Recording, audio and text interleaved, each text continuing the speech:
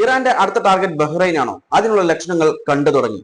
Expert പ്രധാനമായും രണ്ട് കാരണങ്ങളാണ് ഇതിന് പറഞ്ഞിട്ടുള്ളത്. നമുക്കറിയാം, സീസ് ഫയറിന് ശേഷം ഇറാൻ ടാർഗറ്റ് ചെയ്തിട്ടുണ്ടായിരുന്നത് UAE ആണ്.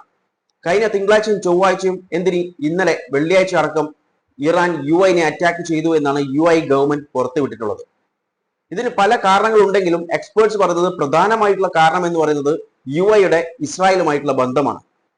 സീസ് ഫയറിന് ശേഷം ഈ ബന്ധം കുറച്ചും കൂടി സ്ട്രോങ് ആയിട്ടുണ്ട് എന്നാണ് എക്സ്പേർട്ട് പറഞ്ഞിട്ടുള്ളത്. കാരണം ഇവരുടെ വെപ്പൺ ട്രയലും കാര്യങ്ങളൊക്കെ ആയിട്ട് ഈ ഒരു ബന്ധം കുറച്ചും കൂടി സ്ട്രോങ് ആയിട്ടുണ്ട്. അതുകൊണ്ടാണ് ഇറാൻ UAE ടാർഗറ്റ് ചെയ്തിട്ടുള്ളത് എന്നാണ് എക്സ്പേർട്സ് പറയുന്നത്.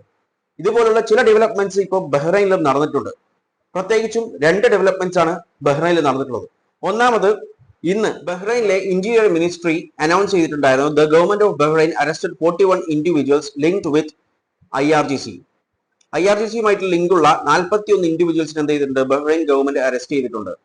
ഇവർ പറഞ്ഞിട്ടുള്ളത്, ഇവർ അവിടെ, അതായത് ബഹ്റൈനിൽ ഒരു കോർ ഗ്രൂപ്പ് ഉണ്ട്, ടെററിസ്റ്റ് ഓർഗനൈസേഷൻ, അവരുമായിട്ട് ബന്ധമുണ്ട്, അവർ IRGCയുമായിട്ട് ബന്ധമുണ്ട് എന്നാണ് ബഹ്റൈൻ പുറത്തുവിട്ടുള്ളത്. ഇവരെ അറസ്റ്റ് ചെയ്തിട്ടുള്ളത് നാഷണൽ സെക്യൂരിറ്റി ത്രെട്ട് വെച്ചിട്ടാണ്. കൃത്യമായിട്ടുള്ള എവിഡൻസും അതായത് ഇൻഫർമേഷൻസ് പുറത്തുവിട്ടില്ലെങ്കിലും ഇവർ പറഞ്ഞിട്ടുള്ളത് പല തരത്തിലുള്ള പ്ലാനിങ്ങും, അതായത് രാജ്യത്ത് നാഷണൽ ത്രെട്ട് ഉണ്ടാക്കുന്ന പല പ്ലാനിങ്ങും ഇവർ നടത്തിയിട്ടുണ്ട്. അതിനെ തുടർന്നാണ് ഇവരെ അറസ്റ്റ് ചെയ്തിട്ടുള്ളത് എന്നാണ് ബഹ്റൈൻ ഗവൺമെന്റ് ഇപ്പോൾ പുറത്തുവിട്ടിട്ടുള്ളത്. ഓക്കെ, അറസ്റ്റ് ചെയ്തിട്ടുള്ള 41 പേർ IRGCയുമായിട്ട് ബന്ധപ്പെട്ടിട്ടുള്ള ആളുകളാണ്. ഇനി നമുക്ക് രണ്ടാമത്തെ ഡെവലപ്മെന്റ് നോക്കാം. രണ്ടാമത്തെ ഡെവലപ്മെന്റ് എന്ന് പറയുന്നത്, ബഹ്റൈൻ എന്ത് ചെയ്തിട്ടുണ്ട്?